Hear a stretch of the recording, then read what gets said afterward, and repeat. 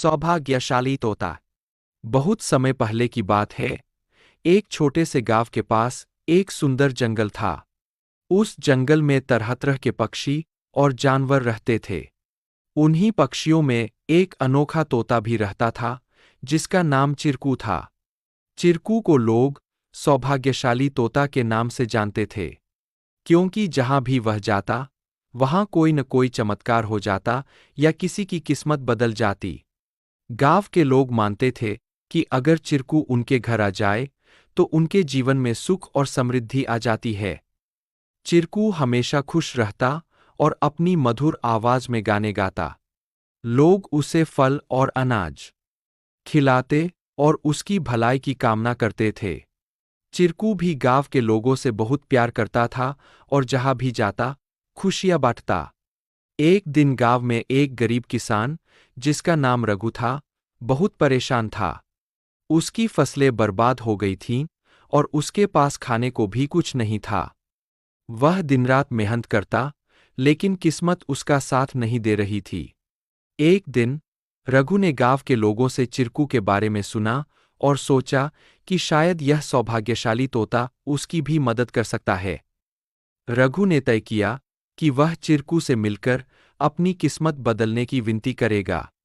अगले दिन वह जंगल की ओर चल पड़ा और चिरकू को खोजने लगा। बहुत ढूंढने के बाद उसे चिरकू एक पेड़ की डाल पर बैठे हुए मिला। रघु ने बड़े ही आदर के साथ कहा।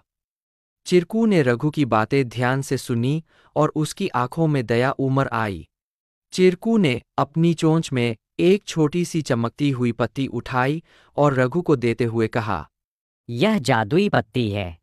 इसे अपनी जेब में रख लो और जब तुम अपने खेत में काम करने जाओ तो यह पत्ती तुम्हारी किस्मत बदल देगी। रघु ने धन्यवाद कहा और वह पत्ती लेकर अपने घर लौट आया। अगले दिन वह अपने खेत में काम करने के लिए गया। जैसे ही उसने खेत में जुताई शुरू की, अचानक से बारिश होने लगी। उसकी सूखी जमीन हरी भरी हो गई और थोड़े ही समय में उसकी फसलें लहलहा उठीं। रघु की मेहनत सफल हुई और उसकी किस्मत सच में बदल गई।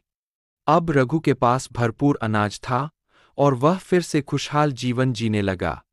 उसने गांव के लोगों को चिरकू की बुद्धिमानी और उसके द्वारा दी गई जादुई पत्ती के बारे में बताया।